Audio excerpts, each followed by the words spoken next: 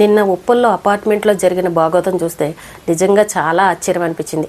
ఒక ఆడావిడి, పైగా రెంట్కున్న ఆవిడి ఒక వ్యక్తి పైన అనవసరంగా కేసులు పెట్టి ఆయన్ని రోజున ప్రాణాలు పోయే పరిస్థితికి తీసుకొచ్చింది. చాలా అపార్ట్మెంట్లో మనం చూస్తూ ఉంటాం, పార్కింగ్ల దగ్గర గొడవలు, లిఫ్ట్ల దగ్గర గొడవలు, కరెంటు బిల్లుల దగ్గర, ఇలా నీళ్ల దగ్గర, కుక్కల దగ్గర, ఇలాంటి విషయాల్లో చాలా చోట్ల గొడవలు జరుగుతూ ఉంటాయి.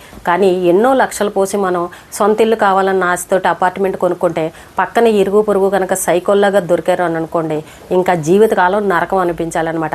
అపార్ట్మెంట్ కొనుక్కోకూడదు అని ఇన్ని గొడవలు ఉంటాయని అందరికీ తెలిసినా కూడా ఇంకొక ఆప్షన్ లేదు. చచ్చినట్టు మనం సిటీలో ఉన్నాము అని అంటే, ఉద్యోగాలు చేస్తున్నామని అంటే అపార్ట్మెంట్లో ఉండాల్సిందే. అందరూ దానికి ఇష్టపడే కొనుక్కుంటున్నారు. కానీ నిన్న ఉప్పల్లో జరిగిన సంఘటన చూస్తుంటే నిజంగా ఎంత సైకో మెంటల్ ఉన్నావిడంటే, అపార్ట్మెంట్లో 66 కుటుంబాలు ఉన్నాయి. ప్రతి ఒక్కరు కూడా ఆవిడ గురించి నెగిటివ్గానే చెప్తున్నారు. మా అందరితో కూడా తగులే పెట్టుకుందండి, మేము ఏదైనా మాట్లాడదామని వెళ్తే కనుక మమ్మల్ని ఇష్టం వచ్చినట్టు శాపనార్థాలు పెట్టి తిడుతుంది.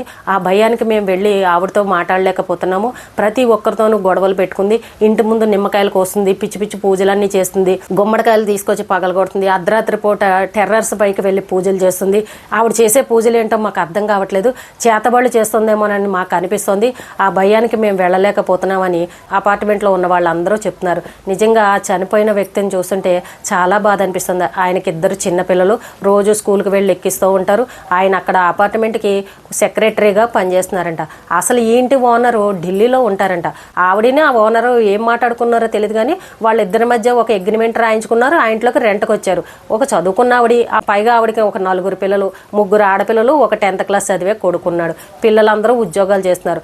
ఆ ఢిల్లీలో ఉన్న ఇంటి ఓనర్ గారు ఏంటంటే, ఈయన సెక్రటరీగా మెంబర్గా ఉన్నారు కాబట్టి ఈయనకు అప్పచెప్పారంట. ఎవరైనా అంతే కదండి, ఇల్లు ఇక్కడ కొనుక్కుంటారు, వాళ్ళు ఎక్కడో వేరే ఊర్లో ఉంటారు, అక్కడ ఉన్న వాళ్ళకి అప్పచెప్తూ ఉంటారు, మా ఇల్లు కొంచెం చూసుకోండి, ఎవరైనా మంచి వాళ్ళు వస్తే రెంట్కి ఇవ్వండి అని ఇలాగ ఆ ఇంటి బాధ్యతలను అప్పచెప్తూ ఉంటారు. అలాగే ఈ చనిపోయిన ఆయన కూడా ఆ ఢిల్లీలో ఉన్న ఇంటి ఓనర్ గారు అప్పచెప్పారు. ఈయన వెళ్ళి ఒక నెల ఏమో రెంట్ కట్టలేదని అడిగారు. మీరు రెంట్ కట్టలేదు, ఓనర్ గారు అడగమన్నారంటే, నువ్వెవడవు, నువ్వు వచ్చి ఎందుకు అడుగుతున్నావు, మా మధ్య అగ్రిమెంట్ ఉంది, మేము ఆయన చూసుకుంటాం, అసలు నువ్వెవడవు అని చెప్పేసి ఇలా ర్యాష్గా మాట్లాడి ఇష్టం వచ్చినట్టు మగ ఆయనన్న గౌరవం కూడా లేకుండా ఈయనతోటి దెబ్బలాడింది. అలా అలా వాళ్ళ మధ్యన గొడవలు పెరిగాయి. ఇలాంటి పూజలన్నీ చేసి అపార్ట్మెంట్లో అందరితోనూ గొడవలు పెట్టుకునేసరికి ఆయన కూడా వెళ్ళి ఆవిడని అడిగారు, ఏంటి ఈ గొడవలు ఏంటి, ఇదేంటి, మీరు ఏం చేస్తున్నారు, మీ ఇంట్లో ఏం పూజలు జరుగుతున్నాయని అని అడిగేసరికి ఈయన మీద పగపట్టి ఉన్నవి లేనివి కేసులు పెట్టేసింది. వాళ్ళ ఇంట్లో ఆడపిల్లలు ఉన్నారు కదా, వయసు వచ్చిన పిల్లలు, నా కూతుర్ని ఇలా అన్నాడు, నా కూతుర్ని అలా అన్నాడు, మిస్బిహేవ్ చేశాడని చెప్పేసి ఈ రకంగా ఉన్నవి లేనివి కేసులు పెట్టేసరికి పోలీసులు ఏమో కేసు ఫైల్ చేసుకోవడం, ఈయన కస్తమాను పోలీస్ స్టేషన్కి రమ్మని పిలవడం. పాపం ఈయన చాలాసార్లు అప్పటికీ తిరిగినా సరే మీ ఆధార్ కార్డు తీసుకురండి, స్టేషన్ బెయిల్ తీసుకోండి అని ఏవేవో మొత్తానికి రమ్మని పిలిచేసరికి ఈయన ఏంటంటే కొంచెం ఒక మర్యాదస్తుడు, అందరితోనూ గౌరవంగా ఉంటారు, ఆడవాళ్ళంటే ముఖ్యంగా రెస్పెక్ట్ ఇస్తారు, అపార్ట్మెంట్లు అందరితోనూ మంచితనంగా ఉండే ఆయన ఒక ఆడావిడి అన్యాయంగా వాళ్ళ అమ్మాయిని ఏదో అన్నారని కేసు పెట్టేసరికి ఎంత అవమానకరంగా ఉంటుందండి. ఒక మగాయన మీద ఆ రకంగా పెట్టిందని అంటే బాధగానే అనిపిస్తుంది కదా. తెల్లారు లేస్తే అందరితోనూ ఒక పెద్ద మనిషిగా తిరుగుతూ మంచితనంగా ఉంటూ, ఏంటి పలానా ఆవిడ మీ మీద కేసు పెట్టిందంట, వాళ్ళ అమ్మాయిని మీరు ఏదో అన్నారని నలుగురు చెప్పుకుంటుంటే ఆయనకి ఎంత అవమానంగా ఉంటుంది చెప్పండి. ఇప్పుడు అదే పాపం ఆయన ఆ టెన్షన్ పెట్టుకున్నారు. ఏంటి ఒక ఆడావిడ వచ్చి నా మీద ఈ రకంగా కేసు పెట్టడం ఏంటి, అందరూ నన్ను తప్పుగా అనుకోవడం ఏంటని ఈ రకంగా అందరూ భావించేసరికి ఆయనకి అసలే హై బీపీ అవి ఉండేసరికి హాస్పిటల్లో జాయిన్ అయ్యారు. హాస్పిటల్లో ఉన్నప్పుడు కూడా ఈ పోలీసులు ఫోన్ చేసి మీరు రావాలి అని అంటే, లేదు సార్ నాకు ఒంట్లో బాగాలేదు, ఇదిగో హాస్పిటల్లో ఉన్నానని చెప్తే నమ్మకపోయేసరికి వీడియో కాల్ కూడా చేసి చూపించారంట, నేను హాస్పిటల్లో ఉన్నాను, ఇదిగో చూడండి అని. అంటే పోలీసుల ద్వారాగా ఆవిడ ఇంత టార్చర్ పెట్టింది అని అంటే మరి ఆయన పరిస్థితి ఏంటి చెప్పండి. ఏంటంటే ఇక్కడ ఆడవాళ్ళ రాజ్యం అయిపోయింది. ఆడవాళ్ళు ఏం చెప్పినా సరే ఈ రోజుల్లో చట్టాలన్నీ ఆడవాళ్ళ సైడ్ ఉండేసరికి ఆడవాళ్ళు ఏది చెప్తే అది నమ్మేస్తారు. ఎన్ని కేసులు పెట్టినా సరే ఆడవాళ్ళ మాటే నెగ్గుతుంది. అక్కడ జరిగిందా లేదా అనేది ఇంకా తర్వాత విషయం. కానీ ఆవిడ చూసారా అన్యాయంగా ఆయన మీద కేసు ఎలా పెట్టిందో, ఇంకా బాధ టెన్షన్ అంతా తట్టుకోలేక ఆయన పాపం హై బీపీ ఎక్కువైపోయి హార్ట్ అటాక్ వచ్చి చనిపోయారు. ఆయనకు చూస్తే పాపం 2 చిన్న పిల్లలు. మరి నిన్న మీడియా వాళ్ళు కూడా వెళ్ళి అడుగుతున్నారు, అంటే ఈవిడ ఈ రకంగా నోరేసుకు పడుతుంటే ఆవిడ భర్త ఎవరో మాట్లాడరు, అసలు ఆవిడ భర్త ఎక్కడున్నాడు అని అడిగితే ఆవిడ భర్త ఉన్నాడు కానీ పెద్దగా ఏమీ మాట్లాడు, ఏమీ పట్టించుకోడు, అంతా ఈవిడదే రాజ్యం. ఇంకా బయట వాళ్ళ మీద ఈ రకంగా నోరేసుకు పడుతుందని అంటే ఇంకా మొగుడు భయం ఎందుకుంటుంది చెప్పండి ఆవిడకి. పోలీస్ స్టేషన్ దాకా వెళ్ళి ఈ రకంగా కేసులు పెట్టిందని అంటే మరి ఆ ఇంట్లో ఆ భర్త ఎంత భయపడుతున్నాడో దీన్ని బట్టే అర్థమవుతుంది. ఇంటి ఓనర్ వచ్చారు తలుపు తీయమ్మా అని అన్నా సరే 3 గంటల నుంచో పెట్టింది కానీ తలుపు తీయలేదంట. నిన్న ఈయన చనిపోగానే మొత్తం కుటుంబం అంతా కలిసి ఎక్కడికో వెళ్ళిపోయారు. ఎందుకంటే అక్కడ ఉంటే జనాలందరూ వచ్చి కొడతారన్న భయానికి ఏటో వెళ్ళిపోయారు. ఇక్కడ ఉన్న వాళ్ళందరూ ముందు ఇల్లు ఖాళీ చేయించండి అని ఓనర్ గారికి చెప్పేసరికి వాళ్ళ తరపు ఎవరో వచ్చి ఒక వారం రోజుల్లో సామాన్లు తీసుకువెళ్ళిపోతారులేండి అని చెప్పేసి అక్కడ వాళ్ళకి చెప్పారంట. అంటే కొంతమంది ఇలాంటి సైకోళ్ళు ఉంటారనమాట. మనమేమో రూపాయి దాచుకుని సొంత ఇల్లు కావాలన్న ఆలోచనతో లక్షలు పోసి ఇల్లు కొనుక్కుంటాం. పక్కన కనుక ఇలాంటి దరిద్రులు వచ్చారనుకోండి ఇంకా జీవితకాలం నరకం అనుభవించాలన్నమాట. పైగా ఆవిడ రెంటకున్న ఆవిడకే ఎంత పొగరుందో చూడండి. చాలా చూసామండి పార్కింగ్ల దగ్గర పిల్లల విషయాల్లోనూ ఇలా గొడవలు పడి కొట్టుకున్న వాళ్ళని కూడా చూసాం. అక్కడక్కడ ప్రాణాలు పోయిన వాళ్ళని కూడా చూసాం. కానీ కొంతమంది ఇలా సైకోగా ఉంటారనమాట. అపార్ట్మెంట్ కొనుక్కోవాలని అంటే భయం పుట్టే పరిస్థితి. ఏమో మన పక్కింటి వాళ్ళు ఎలాంటి వాళ్ళు వస్తారో, మళ్ళీ తీరా వాళ్ళకి మనకి ఏదైనా గొడవ వచ్చిందనంటే సడన్గా మనం వెళ్ళిపోవాలంటే వెళ్ళలేమో అని ఇలాంటి టెన్షన్ కూడా ఉంటుంది. కానీ ఇంకొక ఆప్షన్ లేదు. సిటీలో ఉన్న వాళ్ళకి ఏంటంటే అపార్ట్మెంటే దిక్కు. కోట్లు పెట్టి స్థలాలు కొనుక్కొని ఇల్లు కట్టాలని అంటే అది మధ్యతరగతి వాళ్ళకి సామాన్యులకి అది అయ్యే పని కాదు. అసలు ఇంత నోరుగల గయ్యాళి 3 పిల్లల్ని ఎలా పెంచిందో కూడా నాకైతే అర్థం కావట్లేదు. ఆ భర్త ఎలా వేగుతున్నాడో కూడా అర్థం కాని పరిస్థితి అనమాట. కొంతమంది ఆడవాళ్ళు ఇలాగే ఉంటారు. అపార్ట్మెంట్లో ఉండేవాళ్ళు చాలా జాగ్రత్తగా ఉండండి. అలాగే ముఖ్యంగా ఇంటి ఓనర్లు ఏంటంటే వాళ్ళకి రెంట్ ఇస్తే చాలని కొంతమంది ఇంటి ఓనర్లు పట్టించుకోరు. వాళ్ళేమో ఎక్కడో ఉంటారు, ఇక్కడ రెంట్కి ఇచ్చేస్తారు. ఇక్కడ రోజు గొడవలు పడేదేమో ఈ పక్కింటి వాళ్ళతో అనమాట. అగ్రిమెంట్లు రాయించేసుకుంటారు.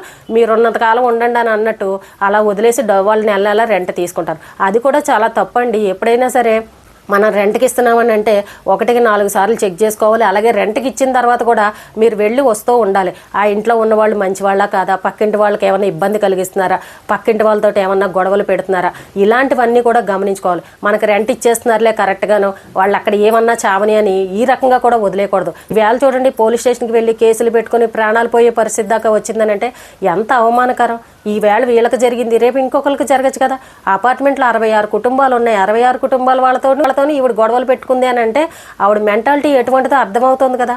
కాబట్టి ఓనర్స్ కూడా కొంచెం చూసుకోవాలి. అద్దెకి ఇచ్చేటప్పుడు ఎంతమంది ఉంటారు ఏంటి ఇవన్నీ తెలుసుకోవాలి. అగ్రిమెంట్ రాయించుకున్నామని ఇలా మొండిగా మాట్లాడతారు. కానీ అగ్రిమెంట్ రాయించుకున్నా కూడా వీళ్ళ ప్రవర్తన సరిగ్గా లేదనుకోండి, ఇప్పుడు అపార్ట్మెంట్ వాళ్ళందరితో ఇలా గొడవలు పెట్టుకుందనుకోండి, అక్కడ వాళ్ళందరికీ ఇబ్బంది కలిగినట్టే కదా. అలాంటప్పుడు ఖాళీ చేసే విధంగా ఉండాలి. ఎక్కడో ఢిల్లీలో ఉండి ఇంకో చోట ఉండి మనకు రెంట్ ఇచ్చేస్తున్నారులే మనకి ఈ గొడవలన్నీ మనకెందుకని ఈ రకంగా ఉండకూడదు. ఎప్పుడైనా ఇళ్ళు రెంట్కి ఇచ్చామనంటే ఓనర్లు కూడా ఆ ఇంట్లో ఉన్న వాళ్ళు మంచి వాళ్ళ కాదా అని చూడాలి. అపార్ట్మెంట్లో మన ఇంట్లో ఉన్న వాళ్ళ వల్ల పక్క వాళ్ళకి ఇబ్బందులు కలుగుతున్నాయా లేదా, ఇలాంటి విషయాలన్నీ కూడా గమనించుకోండి. అలాగే అపార్ట్మెంట్లో ఉండే వాళ్ళందరూ తెల్లారు లేవగానే ఎవరన్నా ఎదురుపడ్డారని అంటే ఒక మంచి మాట, ఒక మంచి చిరునవ్వు, ఈ 2 ఉన్నాయనుకోండి ఎవరి మధ్యన ఏ తగాదాలు రావు. మనం అంతే కదండి. ఇప్పుడు సొంత ఇల్లు కొనుక్కొని ఉన్నామనంటే ఇరుగు పొరుగు బాగుండాలి కదా. ఎవరి బాధలు వాళ్ళు పడతాం, ఎవరి కష్టాలు వాళ్ళు పడతాం, ఎవరి తిండి వాళ్ళు తింటాం. కానీ పక్కనున్న వాళ్ళు ఒక మంచి పలకరించారు అని అంటే ఎంత సంతోషంగా ఉంటుంది. సడన్గా అనుకోని ప్రమాదం జరిగినా, అనారోగ్య సమస్యలు వచ్చినా, ఏదైనా వచ్చినా సరే ముందు పక్కింటి వాళ్ళే మనకు వస్తారు. ఎక్కడో బంధువులు స్నేహితులు అంటారా ఎక్కడో ఊర్లో చాలా దూరంగా ఉంటారు. ఏదైనా ఆపద వచ్చినా కష్టం వచ్చినా పిలవగానే పలికేవాళ్ళు పక్కింటి వాళ్ళే. అలాంటప్పుడు మరి పక్కింటి వాళ్ళతోటి ఎంత మంచితనంగా ఉండాలండి. కొంతమంది సిటీలో అపార్ట్మెంట్లో ఉన్న వాళ్ళు ఏంటంటే ఎప్పుడు తలుపులు వేసుకునే కూర్చుంటారు. డబ్బున్న వాళ్ళు అయితే మరీను అసలు తలుపులే తీయరు. అదే మామూలు మిడిల్ క్లాస్ వాళ్ళు, మామూలు వాళ్ళు అయితే అందరూ చక్కగా కలిసిమెలిసి మాట్లాడుకుంటారు. కానీ ఈ చాలా చోట్ల అపార్ట్మెంట్లో తలుపులు వేసుకుని ఎవరిళ్లలో వాళ్ళు ఉంటారు. ఒకళ్ళనొకరు కూడా పలకరించుకోరు. మన ఊర్లో లాగా ఒకరినొకరు మాట్లాడుకోవడం, ఒకరికొకరు ఇచ్చిపుచ్చుకోవడం ఇలాంటివి చాలా తక్కువగా ఉంటాయి. కానీ ఏదైనా సరేనండి మనం లక్షల పోసి ఇల్లు కొంటున్నాం అని అంటే చక్కగా ఇరుగు పొరుగు స్నేహంగా ఉండాలి, మంచితనంగా ఉండాలి, పిలిస్తే పలికేలాగా ఉండాలి, ఒకరికొకరు సాయం చేసుకోవాలి. ఈ విధంగా కనుక ఉన్నారనంటే అపార్ట్మెంట్లో ఉన్న వాళ్ళకి ఎవ్వరికి ఏ గొడవలు జరగవు. కానీ కొన్ని అపార్ట్మెంట్లు చూడాలి, పంచాయతీలు, గ్రూపులు, కులాలు, రాజకీయాలు ఇంకా ఒకటి కాదనమాట. అద్దెకున్న వాళ్ళు ఒకలాగా, సొంత ఇల్లు వాళ్ళు ఒకలాగా, అబ్బో ఇంకా పంచాయతీలు అయితే మామూలుగా ఉండవు. అలా రకరకాల పరిస్థితులు ఉన్నాయి. కానీ ఇలాంటి సంఘటన మాత్రం ఏ అపార్ట్మెంట్లోనూ జరగకూడదండి. మన అపార్ట్మెంట్ గురించి పోలీస్ స్టేషన్ మెట్లు ఎక్కామోనంటే ఆ అపార్ట్మెంట్ గురించి పరువు పోయినట్టే. ఆ పరిస్థితి ఎందుకు తెచ్చుకోవాలి చెప్పండి. అందరూ సొంత ఇల్లు వాళ్ళే కదా. చక్కగా ఒకరికొకరు స్నేహంగా ఉండండి, గొడవలు పెట్టుకోకండి, సొంత ఇల్లు అని అన్నప్పుడు మనం అందులో జీవితకాలం ఉండాల్సిన వాళ్ళం. మరి అలాంటి వాళ్ళే ఇలా దెబ్బలాటలు పెట్టుకుని గొడవలు పెట్టుకుంటే ఏంటి పరిస్థితి చెప్పండి? ఒకవేళ అద్దెకున్న వాళ్ళ వల్ల ఏమైనా ఇబ్బందులుండి అద్దెకున్న వాళ్ళ వల్ల గొడవలు వస్తున్నాయనంటే ఇమీడియట్గా ఖాళీ చేయించండి. ఓనర్లు కనుక దూర ప్రాంతాల్లో ఉంటే కనుక వాళ్ళు కూడా కొంచెం పట్టించుకుని మీ అగ్రిమెంట్లు ఏమున్నాయి అవన్నీ చూసుకుని పోలీస్ కంప్లైంట్ ఇచ్చి ముందు వాళ్ళని ఖాళీ చేయించండి. అప్పుడు మిగిలిన వాళ్ళన్నా ప్రశాంతంగా ఉంటారు. ప్రతి ఒక్కరూ చెప్తున్నారు, చూస్తే ఇది చిన్న విషయమే, పోనీ ఇంటికి వెళ్ళి నలుగురు పెద్ద మనుషులు కలిసి కూర్చుని మాట్లాడదామని అంటే శాపనార్థాలు పెట్టి తిట్టేస్తుంది. మగాళ్ళన్నీ చూడదు, ఆడాళ్ళన్నీ చూడదు, ఎవరిని పెడితే వాళ్ళు వచ్చినట్టు గలీజ్ మాటలు తిడుతుందని అక్కడ ఉన్న అపార్ట్మెంట్ వాళ్ళందరూ చెప్తున్నారు. ఆవిడ నోటికి అందరూ భయపడిపోయి ఎవరూ వెళ్ళట్లేదు వాళ్ళ గుమ్మల్లోకి. మేము వెళ్ళి ఏదన్నా అన్నామని అంటే మా మీద ఎటువంటి పూజలు చేస్తుందో, మమ్మల్ని ఇష్టం వచ్చినట్టు శాపనార్థాలు పెడుతుందని అందరూ భయపడుతున్నారు. చూసారండి, ఈ రోజుల్లో చేతబళ్ళు ఇలాంటివి ఎవరో నమ్మకండి, అవేమీ లేవని మనం చెప్తాం. కానీ సడన్గా ఏదైనా మన ఇంటి ముందు ఒక నిమ్మకాయ చూసామనంటే మనకు కూడా దడదళ్ళు పడతాయి. మన మీద ఎవరికన్నా పడింది, మనల్ని ఎవరో ఏదో చేస్తున్నారని అందరికీ టెన్షన్ అనేది ఉంటుంది. ఇప్పుడు ఆవిడ చేసిన పని కూడా అదే, ఇలాంటి పిచ్చి పిచ్చి పూజలన్నీ చేసి అపార్ట్మెంట్ అందరినీ కూడా దడదళ్ళాడిచ్చింది. ఇప్పుడు ఇక్కడ ఖాళీ చేసి ఇంకో చోటకి వెళ్ళింది అనుకోండి, పాపం తెలియక వాళ్ళు కూడా వీళ్ళకి రెంట్కి ఇచ్చారంటే అక్కడ వాళ్ళు కూడా చాలా ఇబ్బందులు పడతారు. ఆ మహాతల్లి ఎవరో కానీ ఏ పక్కకి వెళ్తుందో తెలియదు. కానీ మరి ఆ అపార్ట్మెంట్లో ఎన్ని గొడవలు జరుగుతాయో ఏమో. ఈవిడ నోరు వల్ల, ఈవిడ చేసిన పని వల్ల, ఈవిడ పెట్టిన కేసుల వల్ల అన్యాయంగా ఒక ప్రాణం పోయింది. రోజుల్లో ఆడవాళ్ళ మాట నెగ్గుతుంది కానీ మగవాళ్ళ మాట ఎక్కడా నెగ్గట్లేదు. కొంతమంది ఇలాంటి సైకోలు ఉంటారు. ముందుగానే కళ్ళు తెరుచుకోండి. ఇలాంటి గొడవలు పెట్టేవాళ్ళు ఎవరన్నా కనుక అపార్ట్మెంట్లో ఉంటే కనుక ముందు ఇమీడియట్గా ఖాళీ చేయించండి. అపార్ట్మెంట్లో ఉన్న వాళ్ళందరూ ఒక్క మాట మీద కలిసిమెలిసి చక్కగా ఉండండి. అది రెంట్కున్న వాళ్ళైనా ఓనర్లైనా సరే అందరూ కలిసిమెలిసి ఉన్నారనుకోండి, ఎటువంటి గొడవలు ఉండవు.